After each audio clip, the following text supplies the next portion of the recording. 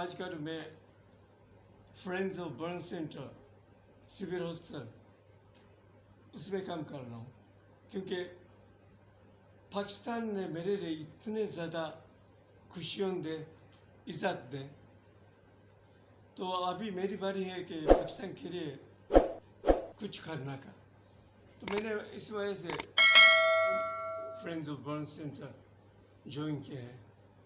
Friends of burn centre आपको बताया कि बर्न सेंटर का जो है ना, जो बर्न सेंटर तो सिविल हॉस्पिटल और फ्रेंड्स ऑफ बर्न सेंटर का जॉइंट प्रोजेक्ट है और 100% फ्री ट्रीटमेंट करते हैं। एक पैसे भी नहीं लेते मरीज से, ना सर्जरी के लिए, ना कंसल्टेशन के लिए, ना फिजियोथेरेपी के लिए, ना हॉस्पिटलाइजेशन के लिए, ना मेडिसिन के लिए, सब कुछ फ्री है। तो ये कैसे हो सकते हैं? क्योंकि यहाँ का लोगों का मोहब्बत से हो रहा है। देखिए, मैंने पहले भी जिक्र किया था कि यहाँ के लोग इतने अच्छे हैं, सारे लोग जो है ना वहाँ की मदद के लिए आ जाते हैं। गवर्नमेंट का पैसे से नहीं, सारे लोगों का पैसे से हो रहा है।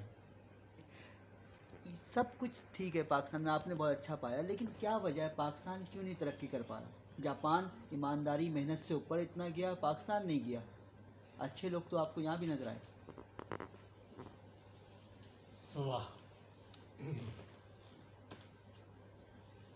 पाकिस्तान के पास एक तो अच्छा गवर्नमेंट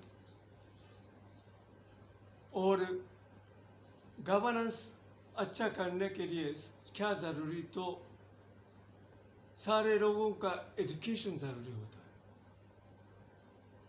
सही मानी में डेमोक्रेसी डेवलप करने के लिए एजुकेशन बहुत ज़रूरी है।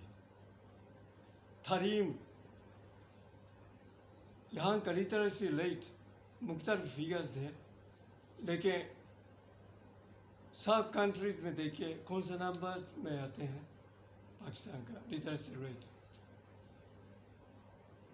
जापान में लिटरेसी रेट 100% है। एजुकेशन, कंपल्सरी एजुकेशन है क्लास 1 से क्लास 9 तक, लेकिन ज़्यादातर लोग उसके बाद भी जारी रखते हैं एजुकेशन। यहाँ सबसे ज़रूरी तो मास एजुकेशन, हाई एजुकेशन बिल्कुल ज़रूरी है, लेकिन इससे ज़्यादा ज़रूरी तो मास एजुकेशन। सब पढ़ें, सब सीखें, ये जो है ना बहुत एजुकेशन इम्पोर्टेंट है।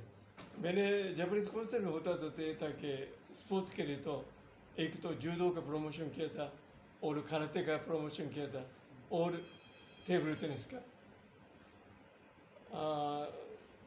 काफ़ी पाकिस्तानी लोग कराटे तो बहुत पॉपुलर है और जूडो में भी यहाँ का ऑफिशियल स्पोर्ट्स हो गया, वो पुलिस का है, आर्मी का है और ओलंपिक गेम भी है।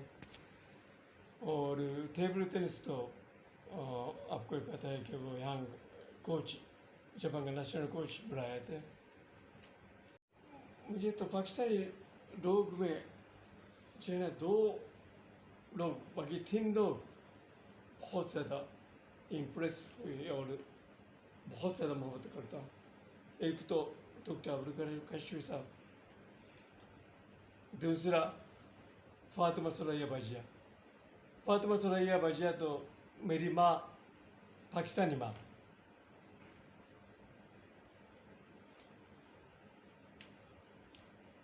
इंतकाल हो गई, लेकिन अभी भी मेरे दिल में है। और तीसरी जो है ना मेरी सास,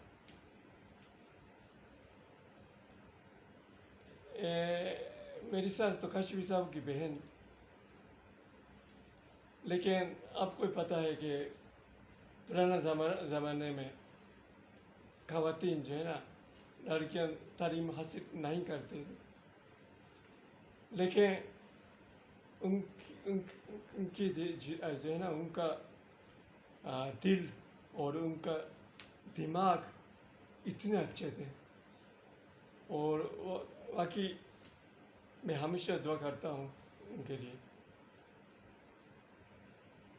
लव मैरिज कह सकते हैं, बिल्कुल।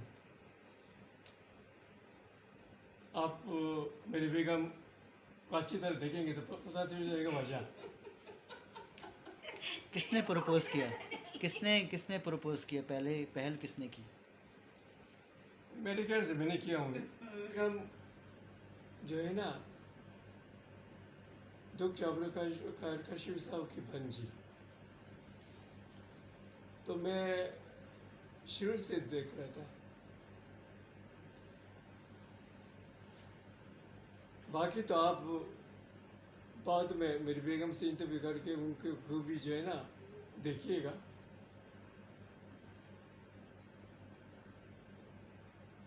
इसमें मैंने देखा तो ये था कि उनके पास बहुत ज़्यादा हिडन टैलेंट। बस शादी तो ये है कि हम यकीन करते हैं कि रिश्ते जो है आलमिया की तरफ से आते हैं, इसलिए जापान में हो, पाकिस्तान में हो, दूसरे मुल्क में हो, इससे मतलब नहीं हो। जो अच्छे लोग से मिले वो जगह जो है शादी का जगह होता है। तो मेरे लिए वो जगह पाकिस्तान था। अनाथ नानी दाइता इसकी गोहान, क्या पसंद है आपको सबसे अच्छा जापानी खानों में? खाना सब कुछ पसंद है। सब कुछ।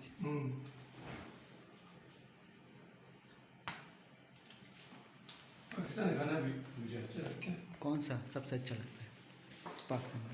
वेज करे में तो गोश्त पसंद है ना। अच्छा। पाकिस्तानी खाना तो गोश्त सब कुछ खाता हूँ। नहीं है, पानी बिजली गैस के मसले नहीं हैं। तो अताका साहब का कहना ये है कि वहाँ तारिफ रोड का दही नहीं है, और वहाँ पर PIDC का पान नहीं है, वहाँ पर महफूज की शीरमाल नहीं है, जाहिद की निहारी नहीं है, साबिर बंसरोड वहीद कौन सी चीज़ है जो वो उनको नापसंद हो। तो वो उनकी ज़िंदगी जो है वो इन चीज़ों के इर्द गिर्द भी घूम रही है। जहाँ पर वो अच्छे लोगों से मिलते हैं वहाँ पर उन्हें खाने का भी शौक़ है।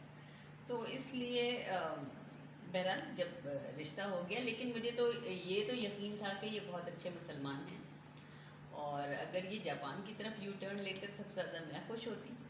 लेकिन उन्होंने अपनी ज़िंदगी के रास्ते को सीधा पाकिस्तान की तरफ ही रखा हुआ है, और मगर ये कोशिश करते हैं, ये यहाँ इतने साल से रहने के बाद भी पक्के जापानी, लेकिन पाकिस्तान से मोहब्बत करते हैं।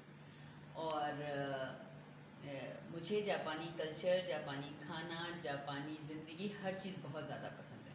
तो इनसे ज़्यादा मैं जाती हूँ जापान, और इन चीज़ों पे ज़्यादा ही बल्कि बढ़ता जा रहा है माशाल्लाह। उम्रे भी, हज भी, और रमज़ान के रोज़े, नमाज की पाबंदी। नमाज मुझसे बहुत पहले पढ़ लेते हैं, मैं तो ज़रा थोड़े से मुझे पढ़ने में देर भी हो जाती है अक्सर, लेकिन ये तो फटादी जहाँ भी हो, शादी को कम से कम भी 1.5 से 2 साल देने चाहिए उसको कामयाब बनाने के लिए, और एक दूसरे को समझने के लिए वक्त दरकार होता है। और हर रिश्ते की बुनियाद जो होती है ना, इज़्ज़त और एतमाद पे होती है। अगर आप एक दूसरे की इज़्ज़त करेंगे, उस पर एतमाद करेंगे, भरोसा करेंगे, तो ही आपकी ज़िंदगी कामयाब गुजरेगी। आदमियों को भी थोड़ा सा, और औरतों के लिए थोड़ा सा दिल में एक सॉफ्ट कॉर्नर होना चाहिए कि लोग अगर ये दफ्तर से आते साथ पूछते हैं आज तुमने पूरे दिन क्या किया, तो मैं कहती हूँ कि उन औरतों को मेरा पैगाम है कि एक दिन वो कुछ ना करें। जब आदमी घर आए तो कहते हैं कि मैंने आज कुछ भी नहीं किया।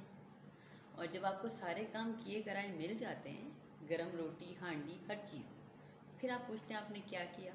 एक औरत बहुत सारे महाज पे इकट्ठा लड़ रही होती है, बच्चों के लिए कब गाड़ी जानी है, कब खाना लगना है, सास ससुर का कब ख्याल रखना है, आने वाले मेहमान, धोबी, माली, पानी वाला आ गया, घर में टैंकर आ गया, कितनी चीज़ों से वो गुजर के सारे काम कर रही होती है। और उसमें से आपकी लॉन्ड्री भी कर रही है, इस्त्री भी करवा रही है, घर के सर्वेंट से काम भी करवाना एक बहुत बड़ा टास्क होता है। तो शायद मैं शादी के बाद तो खैर अपनी तालीम जारी रखी, मैं कॉलेज जाती थी, पढ़ती थी। उसके बाद मुझे मौका मिला जापानीज़ फ्लावर अरेंजमेंट के आर्ट को सीखने का, इकेबाना को। उसको सीखने के लिए मैं जापान गई 1 साल के लिए, और अपने 3 बच्चों को छोड़ के गई। बहुत छोटे थे मेरे बच्चे उस वक्त। और उसके बाद से अब तक अल्हम्दुलिल्लाह मैं जब मुझे मौका मिलता है मैं जापान रिफ़्रेशर्स के लिए जाती हूँ। और सन 1994 से मैं रेगुलरली एम्बेसी ऑफ जापान और consulate general of Japan Karachi की क्लासेस मैंने ली हैं, इकेबाना की लेती हूँ। और मेरे पाकिस्तान भर में बहुत कुछ अरसे पहले के जो मेरे पास रिकॉर्ड है उसमें मेरे 12,000 स्टूडेंट्स थे इकेबाना के। और उसके अलावा बीच में मुझे अगर किसी भी चीज़ का कोई मौका मिलता है, जैसे कभी मैं ज्वेलरी डिज़ाइनिंग करती हूँ, अभी आजकल मेरा पैशन है, एक हॉबी मैंने बनाई, एक मैं ब्लॉक प्रिंटिंग करती हूँ और ब्लॉक प्रिंटिंग की एग्जीबिशंस करवाती हूँ। तो एक इंसान की ज़िंदगी में 24 घंटे का जो इस्तेमाल है वो आपको ख़ुद पता है कि आपने फ़ोन पे ज़ाया करना है, टीवी के आगे ज़ाया करना है, या आपने उससे कोई मिस्बत तरीके से आपने ज़िंदगी गुजारनी है, क्योंकि वक्त बहुत होता है सबके पास। तो मैं अपने वक्त को कभी ज़ाया नहीं करती। मुझे मेरे रास्ते में कभी कोई जो भी मुझे एक नया रास्ता मिलता है मैं उस रास्ते पे चल के उसको ट्राई करने की कोशिश करती हूँ। और दूसरी बात ही मैंने भी आपको जैसे बताया कि मेरे स्टूडेंट्स बहुत हैं इकेबाना के, और बहुत अच्छे स्टूडेंट्स हैं। और जब जैसे मैंने भी ब्लॉक प्रिंट शुरू किया तो उसमें भी अताका साहब ने कहा जो तुम्हारे पैसे हों, तुमने जो भी कारोबार करो अपने पैसे से शुरू करो, कि अगर वो डूबे तो तुम्हें तकलीफ़ ना हो। कम सरमाए से काम शुरू करो और उसमें बहुत ज़्यादा प्रॉफिट मार्जिन मत रखना। और जो जापान का जो कल्चर जो मैंने वहाँ जाके सीखा कि आप किसी भी चीज़ के लिए कोई बहाना नहीं होता। अगर आपको किसी जगह 6 बजे पहुँचना है तो आपको 5:55 पे वहाँ होना लाजमी है। आप ये नहीं कह सकते कि मेरी ट्रेन लेट हो गई, या बच्चा रो रहा था, या कुछ ऐसा मसला था। वक्त की पाबंदी का जो एक जापान की तरक्की की भी शायद एक की पॉइंट यही है कि उन्होंने वो कौम शायद जल्दी सोती है और जल्दी जागती है। और मुझे अभी आपने थोड़ी देर पहले अताका साहब से सवाल किया था कि पाकिस्तान की तरक्की का क्या वजह है कि पाकिस्तान में तरक्की नहीं हो रही। तो पाकिस्तान में जितने गैजेट्स आ गए उसने लोगों को तबाही के रास्ते पे कर दिया, क्योंकि आपको उसका सही इस्तेमाल नहीं आता। आप गेम्स खेल रहे हैं, आपको ऐसे पैकेज मिल रहे हैं कि आप पूरी रात जागें और दिन का आगाज़ आप 1 बजे के बाद करें। तो जब दुनिया की जितने तरक्की याफ्ता ममालिक हैं वहाँ 6 बजे के बाद कारोबारी ज़िंदगी बंद होते हैं। हमारे यहाँ उठने का टाइम और सोने का टाइम, दोनों टाइम बहुत ज़्यादा ख़राब है। जो मैं ये समझती हूँ कि जो मैंने जापान से सीखा वो ये है कि वक्त को कोई ज़ाया नहीं करता। जल्द उठना, जल्द सोना, वक्त पे हर काम करना। हमारे यहाँ की आप शादी की तकरीबात देख लें, अगर आप 11 बजे पहुँचते हैं तो बाज़ दफ़ा आपको लगता है कि आप जल्दी आ गए और गलत जगह पे आ गए। अब हमारे